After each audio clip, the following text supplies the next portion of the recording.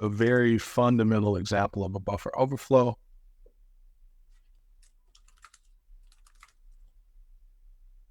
So that the concept clicks with you, and then we'll look at a more complex example. Right. So there's this program, right, that I've got here, and it's simply written for me to illustrate this to you. Like I didn't spend a lot of time on it. So basically, it's again a C program. It's just running standard C libraries and C headers. So what happens is it has assigning name and command. So for name, it's allocating this much memory. So just imagine 10 blocks of memory being allocated or set aside for the name function. All right. Then at the same time, there's 128 blocks being set aside for command.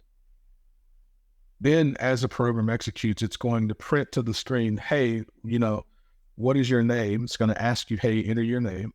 Whatever you enter, it's going to take that, put it into memory, tell you the difference address-wise between the namespace that you're utilizing and the command space that comes after it, how much space is between them. And then it's going to take whatever you enter and print it to the screen with the argument, your name is blank. Okay. It's going to call, command is going to call system to be able to do that because it's going to use the core operating system to do that function. All right. Now the problem is it's using gets to take whatever you enter. So whatever you enter for name, when it prompts you, it's going to use this function to take that and put it into the buffer that's 10 bytes, which is actually 16 bytes in decimal. Okay. Now, what happens when we run the program is the following, and this is your first look into an overflow. It actually runs and it says, hey, this is the address of name. This is the address of command. There's 16 bytes of space between them, right? Because if you look at this, 79016, 79032, the difference between those two is 16 bytes. So it says, enter your name.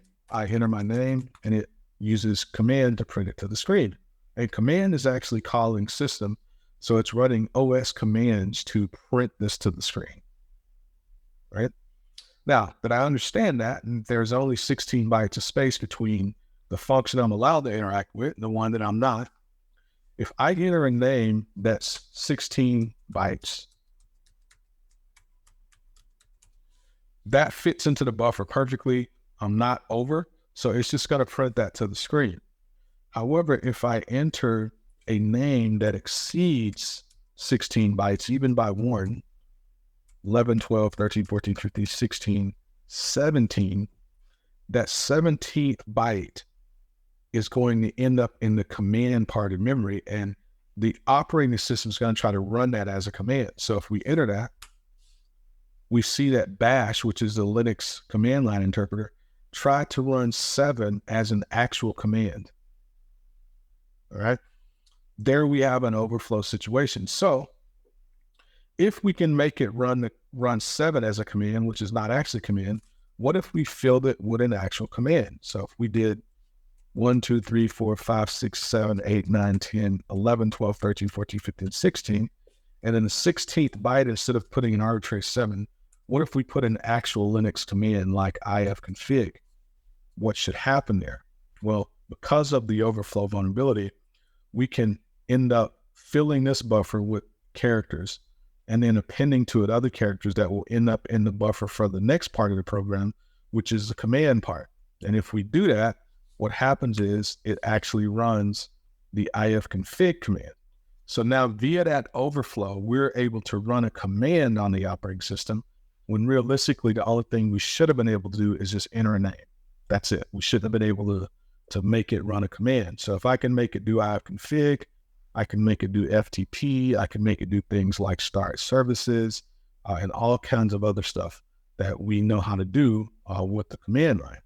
So that's Buffer Overflow 101. Like I said, after you do some labs, I'm going to give you a much more in-depth look at overflows, but I want to stop there so that you can kind of get your hands on with some of the exploits.